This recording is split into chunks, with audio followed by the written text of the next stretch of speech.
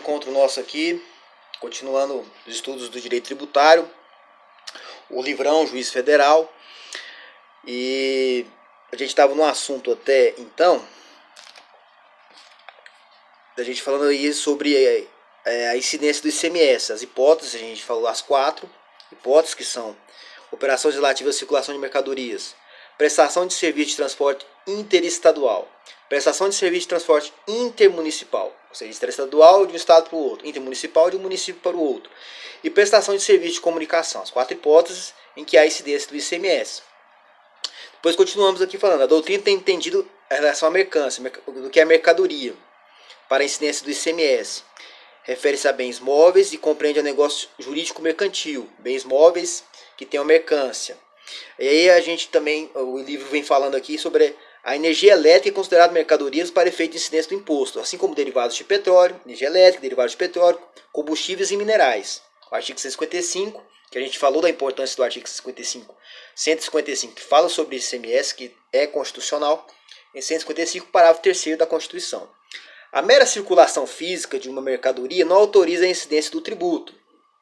Por isso que o imposto não incide na simples transferência de mercadoria de um para outro estabelecimento da mesma empresa. Então, a mercadoria que circula de um para outro estabelecimento da mesma empresa também não há incidência,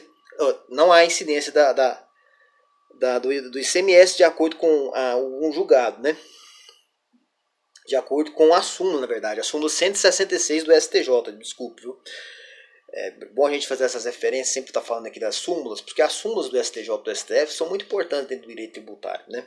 E essa questão aqui da transferência de mercadoria dentro do mesmo CNPJ, quando não há circulação, não há a transferência de titularidade, fisicamente falando, a mera transferência física, em que não há a mudança de dono, que continua no mesmo estabelecimento, essa circulação de mercadoria não é considerada como a hipótese de incidência do ICMS, da cobrança do ICMS, né? E aí tem a súmula 166 que corrobora com isso. Assim como a alienação de bens do ativo fixo mobilizado, conforme o julgado do STF. E aqui é um julgado do STF, a gente viu lá. Eu dei o exemplo do cursinho que vende imobiliário, computadores e não há mercância, né? E aí a alienação de um computador, de cadeiras, uma venda, como não há mercância, não há habitualidade, ela não vai configurar aí a transferência de titularidade e, consequentemente, não haverá aí a incidência do ICMS.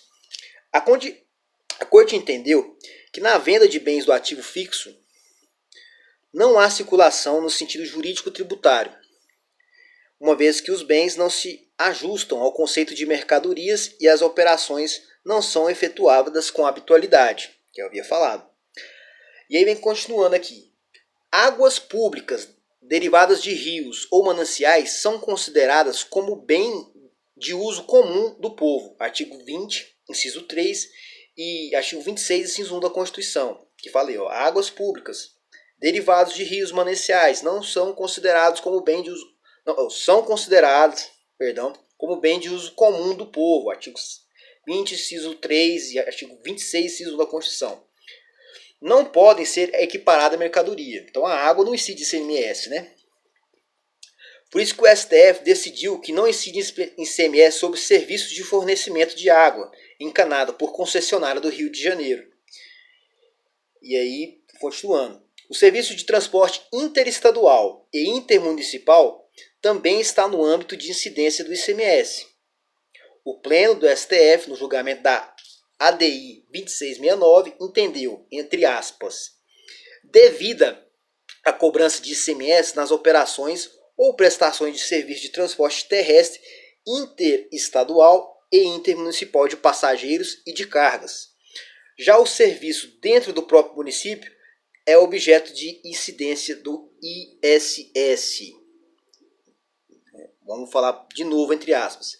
Devida a cobrança de ICMS nas operações ou prestações de serviço de transporte terrestre interestadual e intermunicipal de passageiros e de carga. Já o serviço de transporte dentro do próprio município não incide ICMS. Então aquele serviço de viagens do transporte coletivo, ele é uma hipótese de incidência de ISS, Imposto sobre Serviços, né? E agora, as viagens de município para município, de estado para estado, vai incidir o ICMS. Então aí há essa diferença. O STF julgou parcialmente procedente ação direta de inconstitucionalidade contra o dispositivo do artigo da Lei Complementar 87/96, artigo 1º e 2º, inciso 2, que disciplina a instituição do ICMS sobre a prestação de serviço de transporte aéreo. A Corte considerou inconstitucional a incidência do ICMS no transporte aéreo de passageiros intermunicipal, interestadual e internacional e de transporte internacional de cargas, por entender que impossibilitaria a repartição do ICMS entre os estados, não havendo como aplicar as alíquotas internas e externas. Quanto ao transporte nacional de cargas, o pedido foi julgado improcedente. Então, vou voltar aqui. O STF julgou parcialmente procedente a ADI contra o dispositivo da Lei Complementar 87/96, artigo 1º e 2º, inciso 2, que disciplina a instituição do ICMS sobre prestação de serviço de transporte aéreo. A Corte considerou inconstitucional a incidência do ICMS no transporte aéreo. Então é inconstitucional a incidência do ICMS nos transportes aéreos de passageiros intermunicipal, interestadual, internacional ou de transporte internacional de cargas, por entender que impossibilitaria a repartição do ICMS entre estados, não havendo como aplicar as alíquotas internas e externas. Quanto ao transporte nacional de cargas, o pedido foi julgado improcedente.